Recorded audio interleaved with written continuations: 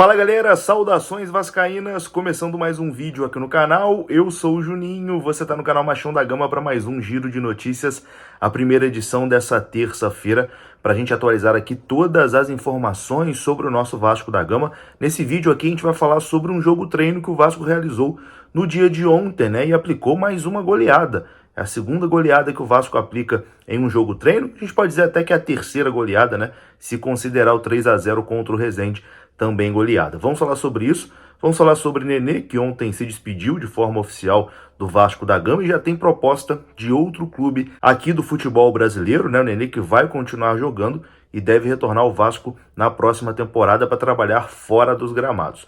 E também vamos repercutir aqui a entrevista que Paulo Brax deu ao canal Atenção Vascaínos, né, ontem à noite, e falou de situações importantes, né, sobre esse processo aí de reconstrução do Vasco da Gama. Então, depois da vinheta a gente começa. Antes eu conto com você, primeiro, deixando aquele like que é muito importante e também se inscrevendo aqui no canal. Tamo junto?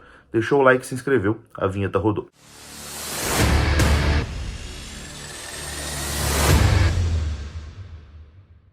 Então bora lá, meus amigos, começando mais um vídeo e vamos aqui naquele pique, hein, direto para os assuntos, sem enrolação. Vamos falar de Vasco da Gama e a gente começa falando do jogo treino que foi realizado ontem lá no CT Moacir Barbosa e o Vasco goleou a equipe do Arte Sul por 7-1. Os gols do Vasco foram marcados por Marlon Gomes, Egnaldo fez 2, Orediano fez 2, olha só, 2 gols de Orediano, um gol de Figueiredo e teve um gol contra também da equipe do Arte Sul. O Vasco não transmitiu, né, esse jogo, apenas depois informou no seu site oficial o resultado da partida e quem marcou os gols. O Vasco publicou o seguinte no site oficial, eu vou ler aqui enquanto passa, né, algumas imagens do jogo treino de ontem na sua tela.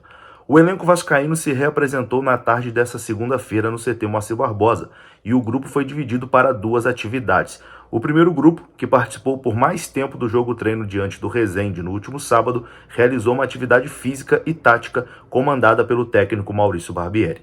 O segundo grupo fez um trabalho físico na academia e realizou um jogo treino diante do Arte Sul. A atividade terminou com vitória cruzmaltina por 7-1 e os gols vascaínos foram marcados por Marlon Gomes, Egnaldo que fez 2, Orediano que fez 2, Figueiredo e um gol contra. O grupo retorna aos treinamentos no CT Moacir Barbosa nessa terça-feira, dia 11 de abril, visando a estreia do Campeonato Brasileiro diante do Atlético Mineiro no sábado, dia 15, às 9 horas, no Mineirão. Então, o Vasco vem aí de 3 vitórias consecutivas, né, nessas partidas amistosas, jogos treinos realizados aí para dar rodagem à equipe, né, visando aí a estreia do Campeonato Brasileiro. O Vasco venceu o Tupi de Minas Gerais por 5-1, venceu o Resende por 3-0 e venceu o Arte Sul por 7-1. É claro que são adversários muito frágeis, né? O Arte Sul é um time de divisão inferior aqui no Rio de Janeiro. O Resende, se eu não me engano, foi rebaixado no Campeonato Carioca, né? Enfim, o Tupi joga lá no futebol de Minas Gerais e o Vasco, quando enfrentou um time um pouquinho mais qualificado, que foi o Atlético, semifinalista do Campeonato Mineiro, o Vasco acabou derrotado por 2-0. Então, assim, jogo treino é praticamente um treinamento mesmo, né? A gente não pode se iludir achando que não, o time tá bom, tá tudo certo, como também se acontecesse uma derrota, né? A gente podia falar que tá tudo errado. É um treinamento, por isso que o nome é jogo treino. Mas o importante aí foi o Orediano, né, marcando 2 gols, é um jogador que precisa aí de confiança. O Vasco fez um grande investimento nesse jogador e talvez tenha sido importante aí pro Orediano, né, essa partida amistosa, esse jogo treino aí contra o Arte Sul, onde ele marcou 2 gols e o Vasco venceu por 7-1. Bom, e ontem o dia também ficou marcado pela saída do meia Nenê, né? O Vasco anunciou de forma oficial que Nenê não faz mais parte do clube. Inclusive, o Nenê postou um vídeo se despedindo, o Vasco fez algumas postagens também homenageando, né, o Nenê, que não fica para a sequência do Campeonato Brasileiro e deve ir para outro clube. O Nenê vai continuar jogando, o Nenê não se aposentou. Muita gente está achando que o Nenê parou de jogar, né? Não, o Nenê não se aposentou, o Nenê vai continuar jogando futebol, mas não será no Vasco. Ele retorna ao Vasco na próxima temporada, né? Vai encerrar a carreira no final desse ano, vai jogar mais 6 mesezinhos aí, né? E ano que vem retorna ao Vasco para trabalhar fora do campo, né? Na comissão técnica ou na diretoria do Vasco da Gama. E a informação aqui do jornalista Vene Casagrande é que após não renovar com o Vasco, o Nenê tem grandes chances de fechar com o Juventude. A gente até trouxe essa informação também aqui no vídeo anterior. O Juventude já fez proposta ao Nenê e está confiante, né, que vai conseguir fechar com o meia. O Nenê pode disputar aí a Série B do Campeonato Brasileiro pelo Juventude, que é um time tradicional também do futebol brasileiro e do sul do país. Vamos aguardar e, claro, qualquer novidade sobre o Nenê a gente traz aqui no canal. Bom, e ontem o diretor de futebol do Vasco, Paulo Brax, concedeu uma entrevista muito bacana ao canal Atenção Vascaínos, né? Ele falou sobre diversas coisas, a entrevista foi bastante extensa, né? Teve mais ali de 1h30 de entrevista, de bate-papo com o Paulo Brax, e eu vou separar aqui alguns trechos, né, para colocar nesse vídeo para a gente debater também, mas aconselho você a assistir a entrevista completa lá no canal Atenção Vascaínos, que foi muito bacana. Primeiro, o Paulo Brax fala sobre o orçamento do Vasco, né? Ele fala sobre o que já foi gasto e o que será gasto na próxima janela, né? Ele garantiu que o Vasco vai fazer investimentos na próxima janela, janela europeia, né? Que reabre ali no meio do ano, em junho, julho, mas que o investimento que o Vasco fará não será o mesmo que foi nessa janela agora de janeiro, que o Vasco gastou mais de 100 milhões de reais. Confira o que disse o Paulo Brax. O que o grupo nos passou em termos de orçamento esse ano, e eu recebi essa informação detalhada pessoalmente, que foi em novembro, quando eu tive a oportunidade de fazer a reunião na Itália com o grupo, que é a primeira reunião dos diretores esportivos, esse orçamento está sendo rigorosamente cumprido. Nenhuma vírgula diferente desse orçamento está sendo feito aqui dentro do Vasco. E ano passado, o único valor que entrou aqui no Vasco, dentro do que a gente tinha de orçamento, foi para premiação dos atletas para tentar ascender à Série A, para cumprir o nosso objetivo principal do ano, que foi o objetivo de ascender e de viabilizar esse projeto. Então, ano passado não foi feito aporte financeiro diverso desse da premiação, que foi uma das poucas ações efetivas que eu pude fazer ao chegar aqui na Série B com a janela já fechada. Agora, o orçamento desse ano, o que foi disponibilizado esse ano, em termos de investimento no início do ano, foi rigorosamente cumprido. Investimos tudo? Não. Deixamos uma sobra. A entrada da venda do Andrei mais essa sobra, na minha estratégia, serão usados em julho. Agora,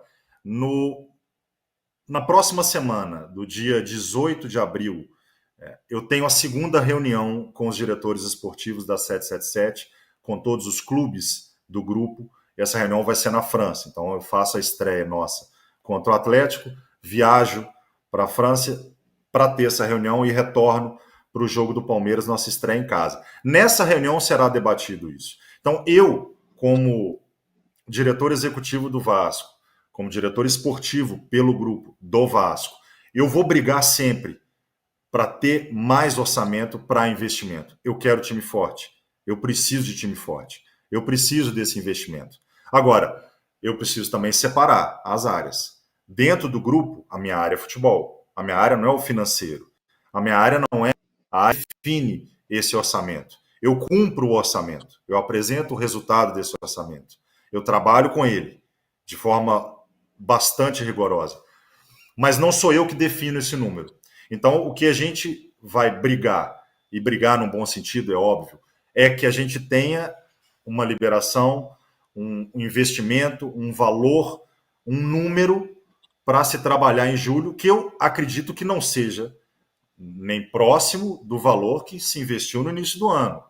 É claro que não, porque isso foi um número para se começar um trabalho de mudança radical no elenco, que o grupo teve total confiança em mim e na minha equipe para poder viabilizar isso, porque isso na Europa não acontece. A Europa não contrata 14 jogadores e dispensa 24, isso não existe. No âmbito do grupo, isso foi motivo, inclusive, de algumas divergências da parte deles, alguns questionamentos da parte deles, porque eles não entendem, mas isso foi explicado. Então, esse valor que esteve no início do ano não será o valor que nós vamos ter para julho. Agora, em julho, eu espero sim que o grupo viabilize, que nos permita fazer um investimento pontual nas peças que nós estamos precisando, reivindicando, para que a gente tenha, a partir de julho, também um outro acréscimo dentro desse grupo que está sendo montado.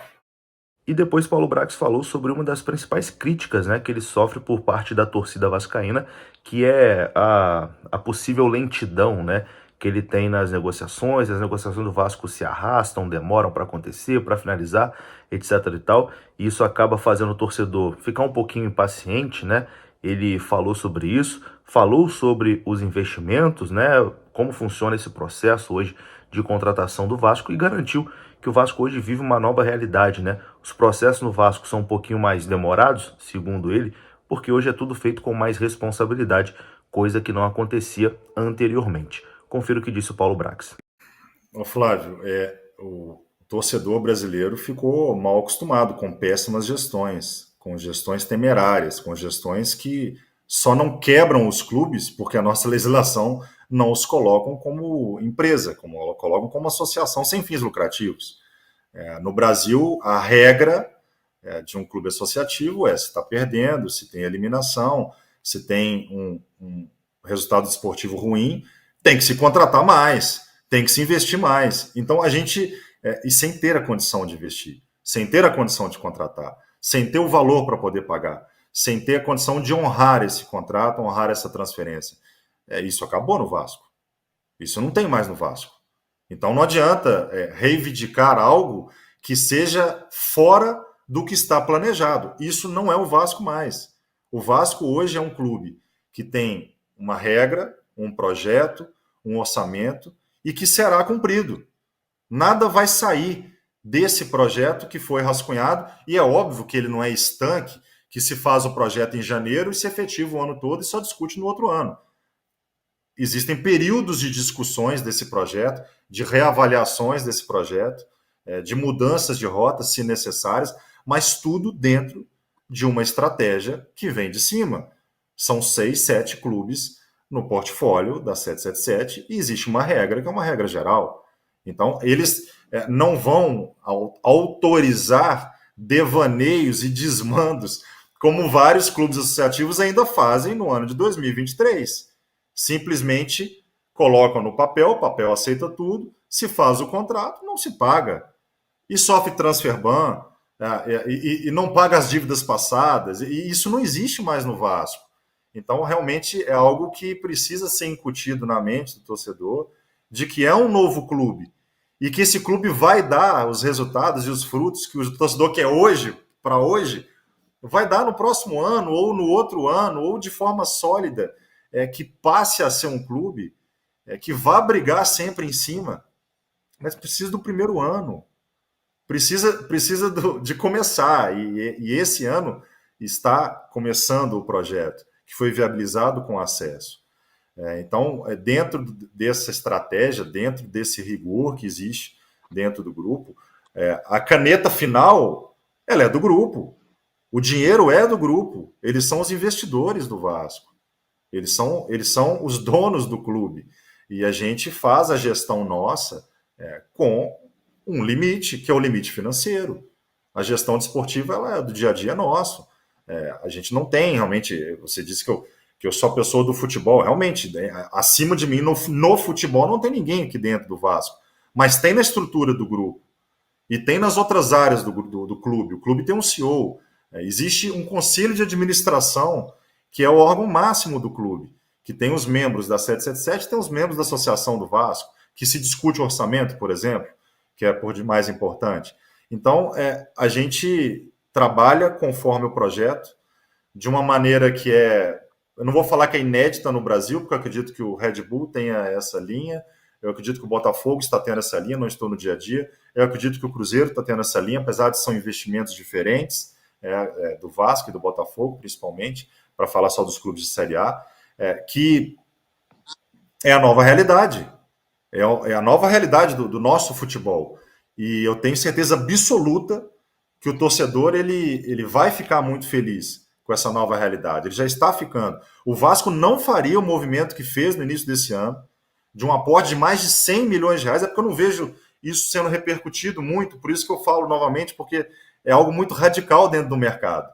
E os players dentro do mercado, os diretores de outros clubes, os diretores aqui do Brasil, eles se assustaram com a pujança que o Vasco entrou no mercado em janeiro, até o final dessa janela de abril, para investir mais 100 milhões de reais, para pagar a dívida de mais de 30, 40 milhões de reais e também fazer esse investimento na mudança radical do elenco. Então, isso é muito rígido dentro do grupo. É uma maneira diferente de se trabalhar o futebol, que não é esse ciclo vicioso que existe em alguns clubes associativos e que o Vasco tinha até pouco tempo, e não culpando qualquer tipo de gestão anterior. Era a forma de se trabalhar com um clube que não tinha recurso financeiro, não tinha aporte, o clube não tinha investidor, não tinha segurança, não era um clube confiável. Isso não é só o Vasco. São vários outros clubes, que eu até não preciso falar, mas que vocês sabem, que enfrentam esses problemas e enfrentarão nos próximos anos algo que a gente não quer que aconteça no Vasco novamente. Então tá aí, né? Esse foi o diretor executivo do Vasco, Paulo Brax. Tem muito mais coisa que ele falou que vai dar pra gente destrinchar aqui durante o dia, mas a entrevista completa também tá lá no canal Atenção Vascaínos. Eu vou ficando por aqui. Se você gostou do vídeo, deixa o like que é muito importante e se inscreva no canal. Saudações vascaínas. Até a próxima. Fui.